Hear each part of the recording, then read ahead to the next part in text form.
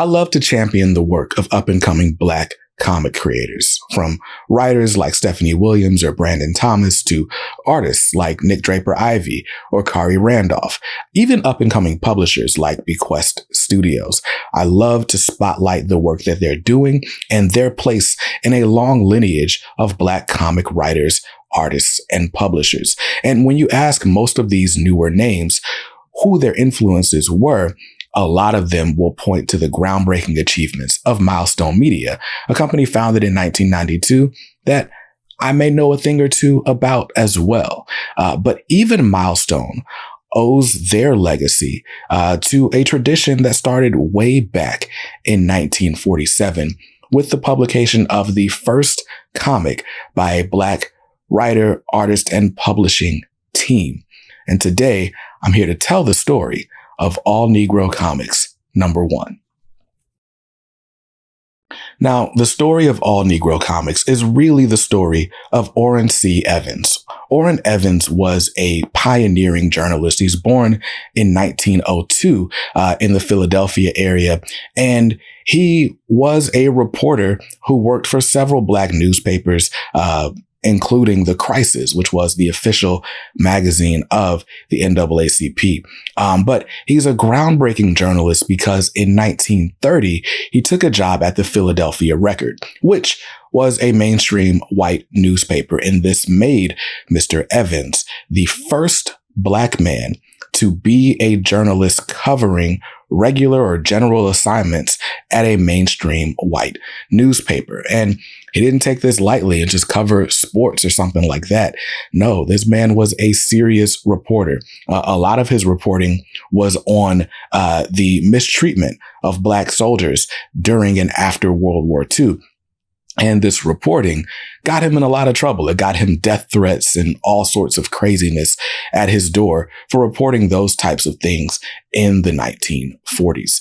Now, despite the death threats, despite the hostility, he actually stayed at the Philadelphia Record until they closed in 1947. And that is when the idea for All-Negro Comics was born.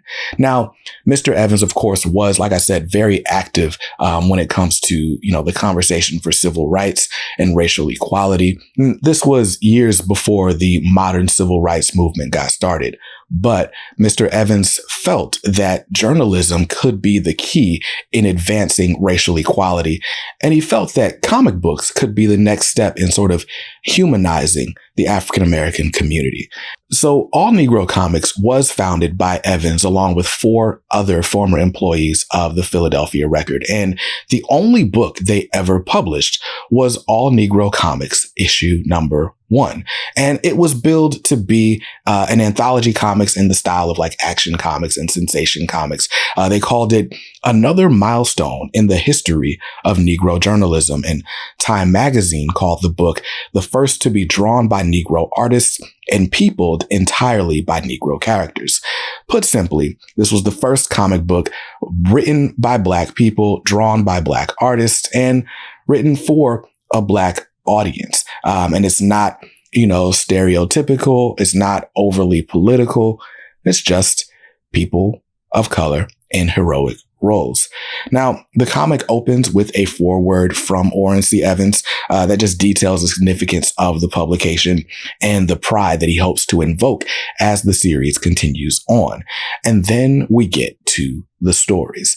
The lead feature of All-Negro Comics #1 is a story called Ace Harlem. Now, Ace Harlem is basically a detective story, kind of inspired by the likes of Dick Tracy. But Ace Harlem is a Black police detective who is out solving a murder mystery. Now, this is sort of like the classic crime doesn't pay trope that you see in a lot of detective stories of its day. What's funny is like, even though Ace Harlem is like doing all the detective work, like he's sleuthing, he's looking for clues and following up on leads and things like that, the crime kind of solves itself by the end of it. And again, just sort of ends with a message like, well, crime doesn't pay. But It's definitely a solid feature. Now, the second book, or the second feature in the anthology is called Do Dillies. Now, Do Dillies is probably my least favorite, but it follows these two creatures who are called Do Dillies. One who is born like of the land, and so he has legs, but he also has wings. And then the other is of the sea or of the pond. Now, Do Dillies are explained as these creatures that can only be seen by the smallest of children who live near bodies of water. And this book follows these two characters, Bibber and Bubbles, as they are trying to sort of coexist and make friends. But also they're trying to find something to eat. Well, Bibber won't eat anything of the land because they're all cousins, and Bubbles won't eat anything from the water because they're all cousins. And so they got to find some middle ground. Now, like I said, it's probably my least favorite of the anthology just because it feels a bit overlong, but it is still really cute. And the Do Dillies are the things that the babies are talking to when you think they're talking to themselves. I just think that's pretty cool. Now, the next feature in the anthology is a prose story called Ezekiel's Manhunt. And it follows this kid named Ezekiel. He's 14, and his younger brother, Tom, who were just kind of out one day and they get kidnapped by a wanted grifter. And Ezekiel has to use his street smarts to outsmart the grifter, save his younger brother, and also get a cool reward for helping to capture this criminal. It's actually a really solid story. Like, I know we read comics, we're here for the pictures, not the words, but it was actually really good. It's only a 2-page story. You can read it actually pretty quickly. And that leads us to what's probably the comic with the most staying power, and that is Lion Man. Now, Lion Man is a college-educated Black man who is sent to the Gold Coast of Africa by the United Nations to get this. He's there to protect this mountain where there's a large natural deposit of uranium. So he's there to protect this area of the Gold Coast from poachers and outsiders who would seek to basically take that uranium and use it for purposes of war. And man, does that sound like something that may have come 20 years later with Black Panther and Jack Kirby and Stan Lee. But anyway, so Lion Man, as he's known, is like this big technological genius. He's creating like all these different diversions and things like that. But he's taken on a ward, a local native named Bubba, who gets him into more trouble than he needs to be in as he's defending the Gold Coast from these poachers. The Magic Mound, as it was called. I think it's Magic Mountain, actually. But yeah, really, really cool stuff. The Magic Mountain of the African Gold Coast is what it's called. And like I said, I like it. And after Lion Man, this first issue, you get a couple of short 1-page stories. The first is Hep Chicks on Parade, which is like a series of like 1-panel gags that feature these high fashion women. You know, really cool stuff. Definitely of its time, but still cool. And then the second 1-page strip we get is Lil Eggy, about this man named Egbert and his overbearing wife who like gives him an allowance of $2 to live on off of every paycheck. And it's just a riot. Funny stuff. Again, of its time, but it's great. And of the last feature in All-Negro Comics #1, it's probably my favorite. It's called Sugarfoot.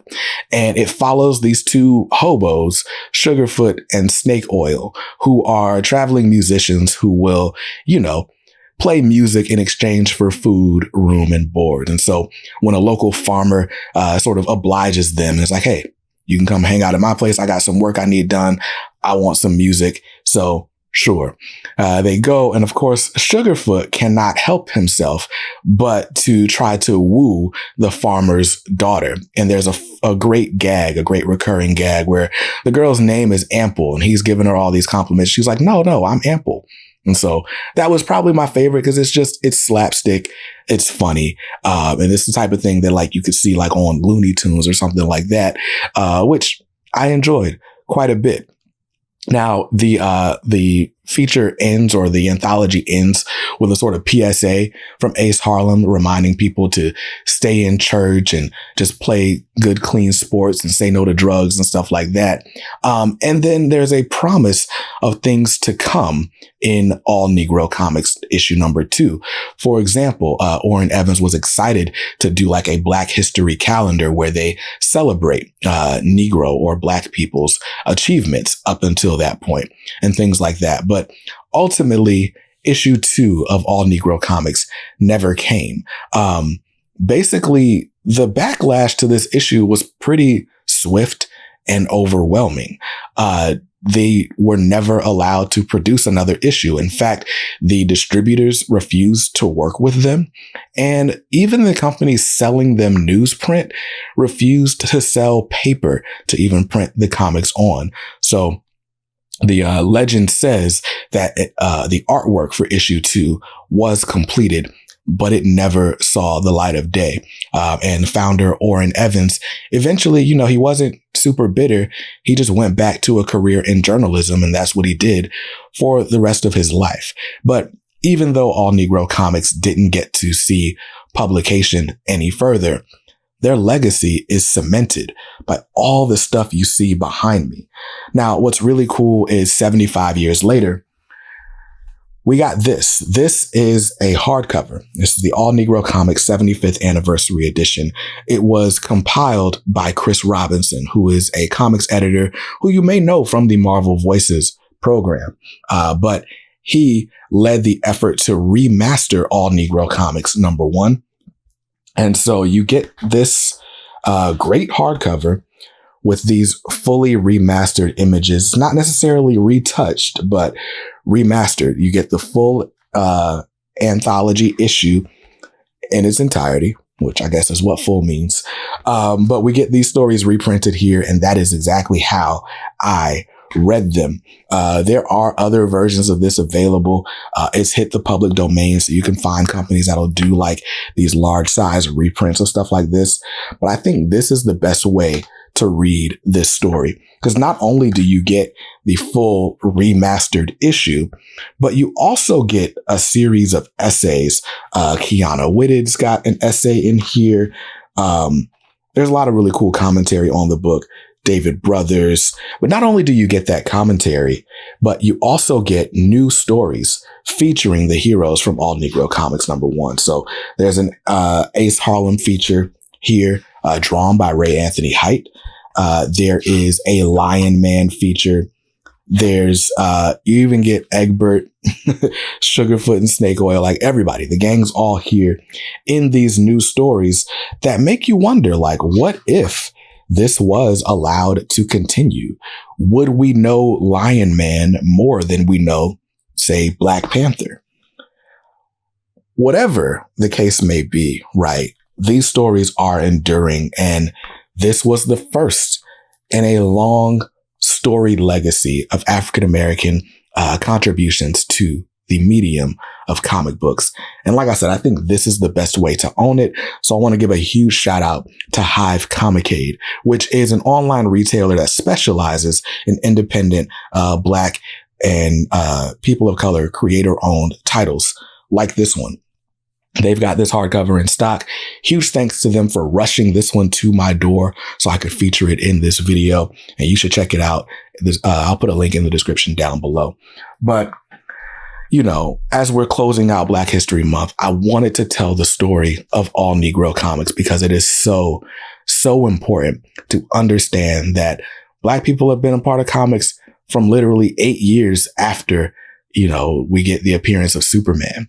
This legacy, this medium is for all of us, and we should be proud of all of our contributions, whether we're talking Milestone or Tribe or Hive Comicade or Fourth Wall Productions or Advent Comics, who's working on a huge, huge crossover of a ton of independent Black character and company crossovers. Like, that's crazy. You guys should be proud, but the legacy starts with All-Negro Comics number 1. Thank you guys for watching this deep dive. I really appreciate it. If you want more content like this, be sure to subscribe to the channel. I give a huge thanks to the channel family for making videos on this channel possible. I'll see you guys in another review or video very soon. Until then, stay safe, stay awesome, and read something dope today. Peace.